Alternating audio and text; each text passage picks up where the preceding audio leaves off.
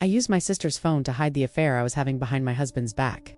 When the texts were discovered, everyone thought they were hers. She begged her husband to believe her, but I let her take the fall. Now her marriage is over. Her life is ruined, and it's all my fault. My name is Rachel. I'm 33 years old. I've been married to Marcus for almost 7 years, and for most of that time, I truly believed I was a good wife. Not perfect, not extraordinary, but faithful, loyal, safe. We didn't have a thrilling cinematic romance. Marcus was steady, reliable, the kind of man who quietly makes coffee before you're out of bed and double-checks the locks at night. He loved me the way accountants love order: precise, thoughtful, predictable, and I thought that was what I wanted. Until I didn't. It didn't happen all at once. Affairs rarely do. They creep up on you like fog, quiet, soft, slow. You don't even realize you're lost until you can't see the road behind you anymore. His name was Julian, a project manager at a marketing firm we collaborated with through my work. We'd only ever exchanged a few polite emails at first. And then one day, after a long client meeting, I made the mistake of laughing at one of his jokes. That's all it took. Julian wasn't better than Marcus. He wasn't smarter. He wasn't even kinder, but he was sharp, confident, fast-talking, and full of fire. The kind of man who made you feel like every word you said had a pulse. We started texting late at night, first about work, then about music, then about everything else. It didn't feel like cheating until it very much did. I told myself it wasn't serious, that it was just harmless conversation, a little flirting to feel seen again, to feel like I was still someone beyond a wife, beyond a mother, beyond the dependable woman who remembered dentist appointments and bought almond milk instead of regular because Marcus's stomach didn't agree with lactose. I told myself it was innocent, that I'd never actually do anything, that I wasn't that kind of woman. But that's the story every cheating spouse tells themselves before it happens. It started with work. Just work. Julian and I were put on the same project, and we spent hours in the same meetings, sitting next to each other in boardrooms, sharing inside jokes, while waiting for files to load or dealing with stubborn clients. He was witty, fast, the kind of man who could read a room and own it within 5 minutes. Everything about him was electric.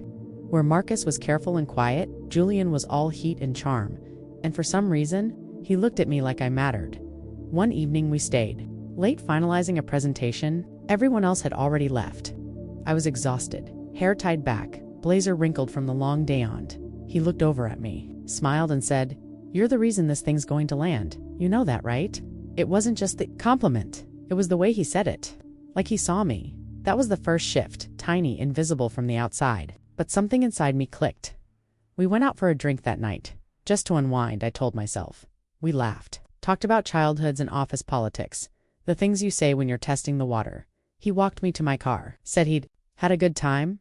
I thought about that night the entire next day still. I told myself it meant nothing. But the next meeting ended the same way. And the next one drink turned into 2. A shared booth instead of 2 bar stools. His hand brushing mine when he passed me the check. I knew I was dancing too close to the line. I felt it in my stomach, the guilt gnawing quietly. Then came the night it happened. We had a client dinner, something official, professional. He looked perfect in his tailored suit. The kind of man who made you forget everything you were supposed to remember. He poured my wine, complimented my laugh, and when the dinner ended, we both lingered outside the restaurant too long, neither of us saying goodbye. "I could walk you to your car," he offered, but we both knew I hadn't driven. We both knew where this was going. I could have said no. I should have said no, but I didn't. What started in the back seat of my car ended in his apartment with me waking up next to him, with my wedding ring placed gently on top of another man's nightstand. And the worst part, I wasn't even guilty. I loved the thrill of it. I loved how I kept it a secret. I wasn't proud of myself. No, but I wasn't guilty enough to stop it either. It wasn't love. I knew that. It was adrenaline, escapism. Hi, I didn't know I was addicted to until I couldn't go a day without it. It became a routine soon enough. Carefully crafted lies, late-night conversations, hotel rooms, you name it. But that's not where this story becomes unforgivable. That part came later when my sister, Elise, paid the price for what I did. Elise was 3 years younger than me. Married to Ryan, 2 kids, a dog, a house with matching flower boxes. The kind of picture-perfect life you put on a Christmas card. We weren't just sisters, we were best friends. We talked every day, shopped together, shared recipes, babysat each other's kids. She trusted me with everything, and I used her. It happened by accident. The first time, I was meeting Julian at a coffee shop near Elise's neighborhood. My phone was dying, and I'd left my charger at home. I stopped by her place to pick up a dress I'd left there and asked if I could borrow her charger while we chatted. While my phone charged in the kitchen, I used hers to send a quick text to Julian, just to let him know I was running late. Nothing suspicious. But later that night, I realized that message thread was still on her phone. But here's the thing. Elise barely used her phone for texting. She was old school like that. Most of her messages were quick voice notes or calls. Half the time, she left her phone on silent, forgotten at the bottom of her diaper bag or buried in couch cushions while she chased the kids around. And she never checked her message history unless there was a reason. So I told myself it was safe, that it would just sit there unseen. And that's when the idea started. Quiet, rotten, but seductive. I could text Julian from her phone, her number, her data. It was like using a clean burner, no risk of Marcus checking my messages or seeing a notification light up while I was in the shower, so the next time I was over, I did it again. I didn't mean to keep doing it, but I did. Over the next few weeks, I used Elise's phone half a dozen times when we were together, when she left it unattended, when I borrowed it to make a call, always quick, always cautious. She never noticed. And I told myself no one would ever connect it back to me until Ryan did. Ryan was the kind of man who didn't jump to conclusions. Calm, steady, the rock of their family. But when he saw those messages that weren't his wife's, it was like watching a dam break. I still remember that night we were all at my parents' house for a Sunday dinner. The kids were running around, the adults laughing over wine, and Elisa's phone buzzed quietly on the table. Ryan picked it up absent-mindedly. Then he opened the message thread, his face went stone cold. I don't know for certain what he saw, or how much he saw. I watched Elise lean over, peering at the screen, her smile fading. Confusion turning to horror as she read words she'd never sent words to a man named Julian. I don't know what this is, she said softly, panic creeping into her voice. Ryan, I swear I didn't. But he was already shaking his head. Who is Julian? He asked quietly, voice barely above a whisper but sharp enough to cut through the noise around us. Elisa's eyes immediately locked onto mine. Wide and desperate, it was the kind of look that pleaded for salvation, a silent scream, begging me to speak up, to protect her, to stop this nightmare from swallowing her whole. But my throat tightened. My heart hammered so loud I could barely hear myself. Think I felt like I was drowning in quicksand? Every instinct screaming to run, to hide, to fix this, but my legs were frozen. I wanted to crawl into a hole and disappear forever. I wanted to rip the truth out of my own mouth before it crushed her. I wanted to scream at the injustice of it all, but instead, all I did was stay silent. That silence was a poison that filled the room.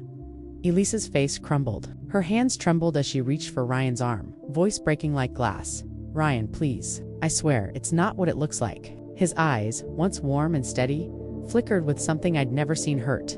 Betrayal, disbelief before. Closing for a moment as if to steel himself.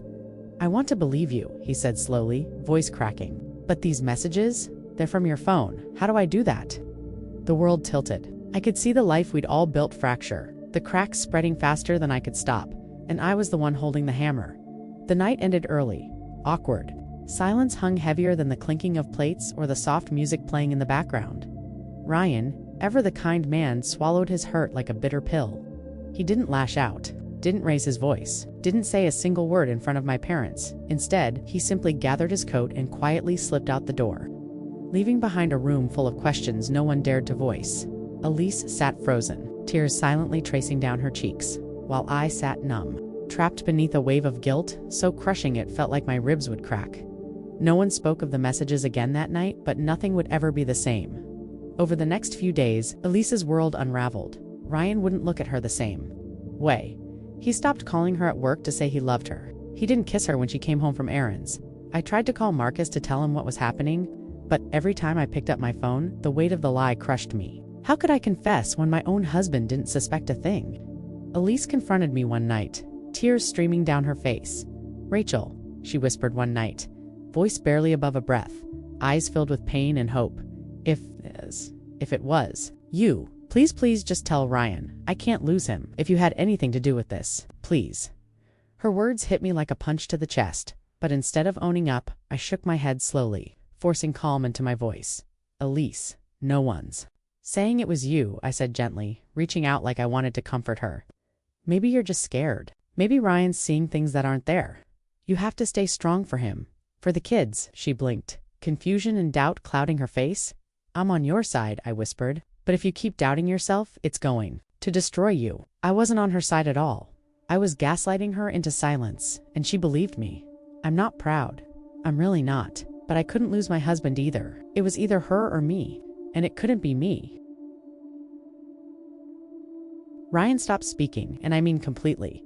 Not in anger, not with words that cut or screamed, just a cold, impenetrable silence that swallowed every room he entered. His withdrawal wasn't dramatic. It was quiet, suffocating, and absolute. He didn't yell, he didn't confront, he simply stopped responding. He cut everyone out. Lise, me, Marcus, even the people who loved him most, they didn't end. Not officially, at least. But he moved out and started living with his parents about a week later. Elise was left to navigate a world that no longer held the warmth it once did. The man she loved became a ghost. She tried to reach him to break through the wall of silence, but each attempt was met with emptiness. Meanwhile, Marcus and I tried desperately to talk to them, to bridge the distance. Growing like a chasm between our families, we called, we texted, we showed up unannounced, hoping to spark some kind of conversation, some chance at healing.